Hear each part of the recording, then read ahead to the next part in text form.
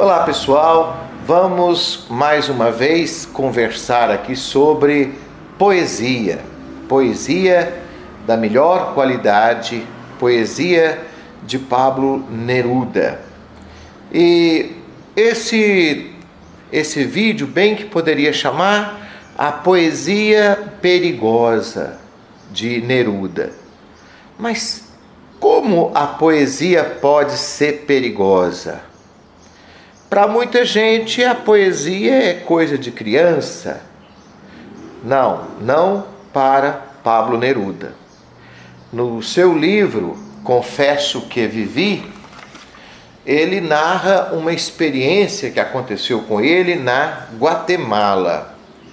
Ele saiu do México, foi para Guatemala e os jovens pediram a ele para recitar os seus poemas. E naquele tempo a Guatemala estava sendo governada por um ditador que tinha mania de imitar Napoleão Bonaparte, chamado Jorge Ubico Castanheda. Foi um militar que governou o país de forma ditatorial de 1931 a 1944. Então, ele disse que quando foi recitar seus poemas, primeiro teve que pedir permissão para ele poder recitar os poemas lá. É a censura, né? Todo ditador morre de medo de conviver com um pensamento livre, como era o pensamento de Neruda. E ele disse que leu com gosto os poemas, o auditório estava cheio, o chefe da polícia sentou na primeira fila.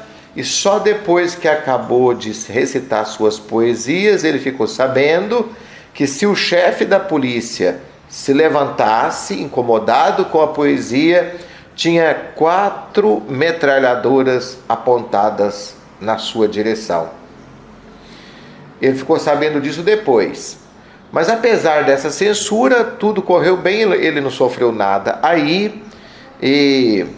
Só que também ele saiu dali sem cumprimentar esse chefe da polícia e não fez o protocolo como deveria ser feito, voltando para o México. A poesia de Neruda é perigosa por quê? Porque Neruda não canta só o amor, a beleza, ele fala também das dores e dos sofrimentos do seu povo. Certa vez, quando visitava uma mineração, ele ouviu de uma pessoa simples a seguinte frase: "Eu já o conheço há muito tempo, meu irmão." Como isso poderia ser possível? Pergunta Neruda. Como poderia ser possível que ele, um poeta, um escritor, fosse conhecido por um simples minerador que vivia, segundo Neruda, um inferno em vida? Como ele poderia conhecê-lo e amar a sua poesia? Bom, isso aconteceu em 1945, na Salitreira de Lota, mina de salitre, Salitreira de Lota. E aqui as palavras são de Neruda. Cheguei através de uma dura lição de estética e de busca, através dos labirintos da palavra escrita, a ser poeta do meu povo. Meu prêmio é esse. Não são os livros, os poemas traduzidos e escritos para descrever ou dissecar minhas palavras. Meu prêmio é esse momento grave da minha vida, quando, no fundo da mina de carvão de Lota, sob sol a pino da salitreira abrasada, no socavão a pique, subiu um homem como se ascendesse do inferno, com a cara transformada pelo trabalho terrível, com os olhos avermelhados pelo pó, e estendendo-me a mão calejada, essa mão que leva o mapa do Pampa em suas calosidades e em suas rugas, disse-me com olhos brilhantes: eu o conhecia há muito tempo, meu irmão. Esse é o laurel da minha poesia. O agulheiro no pampa terrível, de onde saiu um trabalhador, a quem o vento e a noite e as estrelas do Chile têm dito muitas vezes: você não está só. Há um poeta que pensa em seu sofrimento. Esse depoimento de Neruda, de fato, é um depoimento emocionante.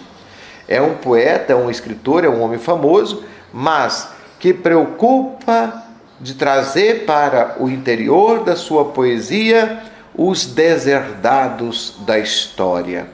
Por isso, a sua poesia pode ser transformada, ou foi transformada, num texto perigoso. Inclusive, ele critica o enciclopedismo de seus colegas, aqueles que só conhecem o mundo através das enciclopédias, escritores e pessoas que nunca saíram dos seus gabinetes. Ele diz: não me lembro se foi em Paris ou em Praga que me sobreveio uma pequena dúvida sobre o enciclopedismo de meus amigos aí presentes. E ele perguntou aos amigos: nós estamos falando muito do Chile, porque eu sou chileno, certamente, mas vocês poderiam me responder algumas coisas sobre o meu país?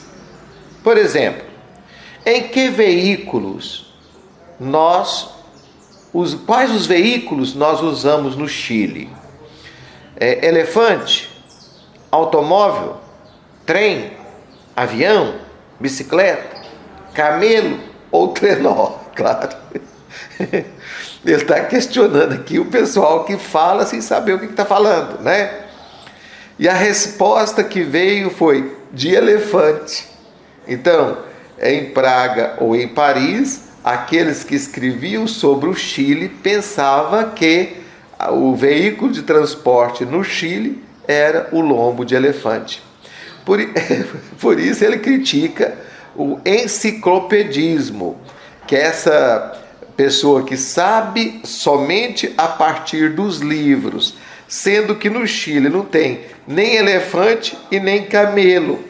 Então, aí ele vê que aquele tipo de conhecimento que não tem pé na realidade, né? E a poesia de Neruda é perigosa porque ela tem o pé na realidade. Ele andou o Chile de ponta a ponta. Ele diz: tive que percorrer desertos durante anos como senador eleito pelos habitantes daqueles ermos, como representantes de inumeráveis trabalhadores do salitre e do cobre, que nunca usaram colarinho branco e nem gravata.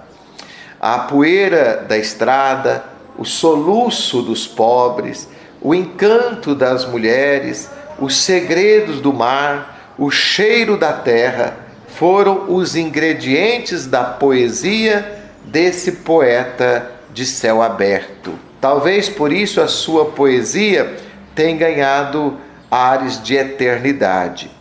Em seus textos, ele contempla algo mais do que perfumaria. Se você gostou desse vídeo, deixa aqui o seu like, deixa o seu comentário, envie para um amigo, tá bom? Foi feito com muito carinho para enriquecer você no seu conhecimento. Um grande abraço, fique com Deus.